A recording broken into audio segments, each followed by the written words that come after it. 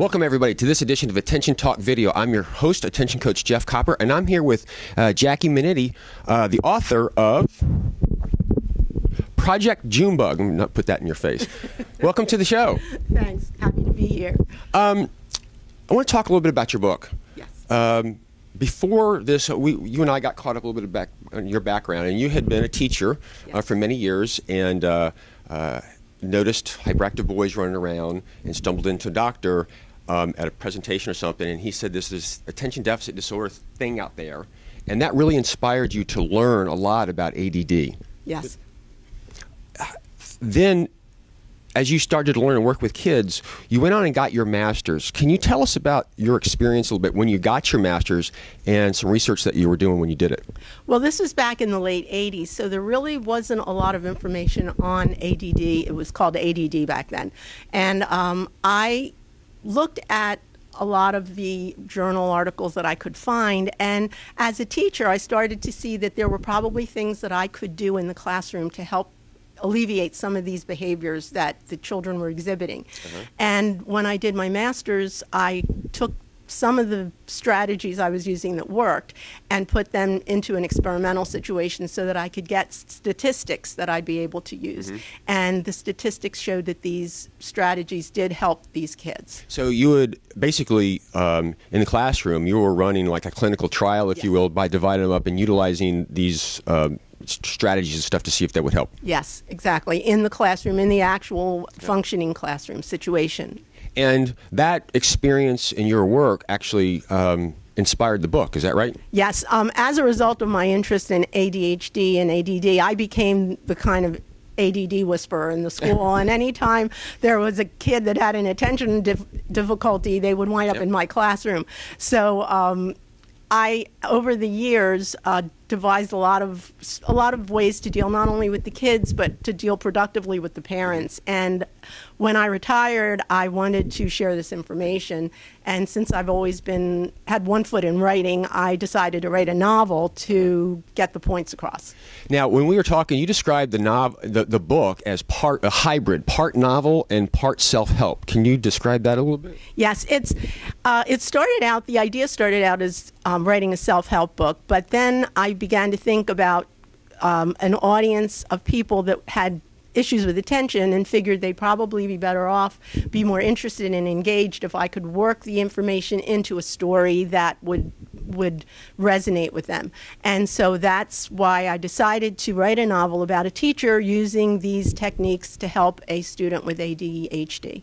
I think that the hybrid concept and putting it into a story is exceptionally powerful, and I can't help but reflect. There's a book out there that I read that was very powerful back in my consulting days, and it's been translated for kids, but Who Moved My Cheese? Yes. Are you familiar with that? Yes, I am. And it's interesting because it puts in story form and uses lots of metaphor to really drive home the points and some of the examples in a fun and kind of unique way. And I remember that book it's an easy read. It's like 80 pages, 20 font or whatever, but it's really, really powerful. And the thing about this book that really stands out is you've described it as a teacher working with students, and so the story of interacting with the child, the parents, and faculty in that triangle, if you will.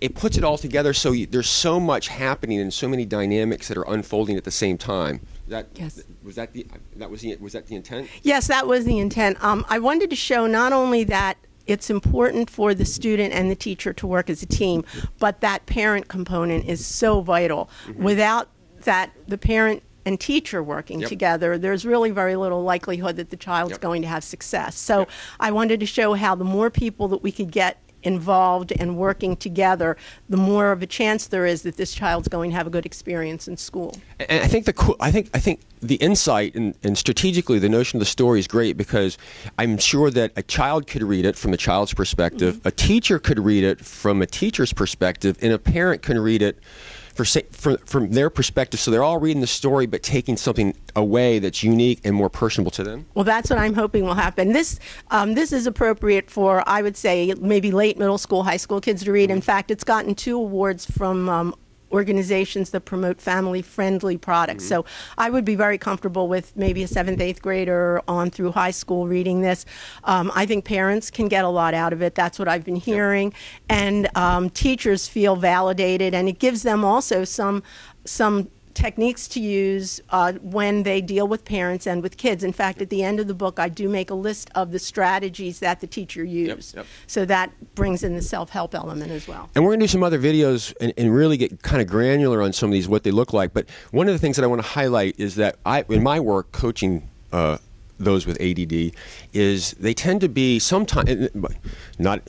Once you've seen one person with ADD, you've seen one person with ADD, and I'm generalizing here. I can't help but generalize a little bit because I want to illustrate how this looks, and that is that they're global thinkers. They get a concept, but they have a hard time. It's like they see the earth, but they have a hard time seeing the countries, the cities, and the streets. So if you can take it down to a level that they can begin to see what it looks like, it then makes it easier for them to move forward. And so I know on Attention Talk Video, we've actually done a few interviews with some people who had some very unique strategies that help them focus. And I always call them the obvious solution that's not so obvious. And the one of David Gwerk rocking in his chair in Syracuse, singing his notes to the tune of "She'll Be Coming Around the Mountain When She Comes," is a very vivid example of a solution that worked for somebody that's not in the top 10 list. And my point really is with the book getting to that level of detail, for the teachers and the parents and the students, you can actually, it's just not theory, you can actually see what it looks like through the story. Yes.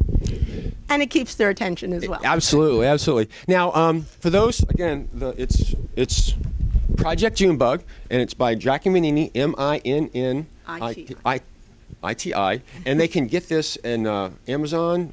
If they want to purchase, where would the best place to find it? Online, Amazon. It's on Amazon. It's available in Kindle. It's available at Barnes & Noble for Nook. You can get it through my website. All the links are there. The website is www.jackieminniti.com. It's M-I-N-N-I-T-I. And with that, Jackie, thank you so much for coming on the show. Thank you. Take care.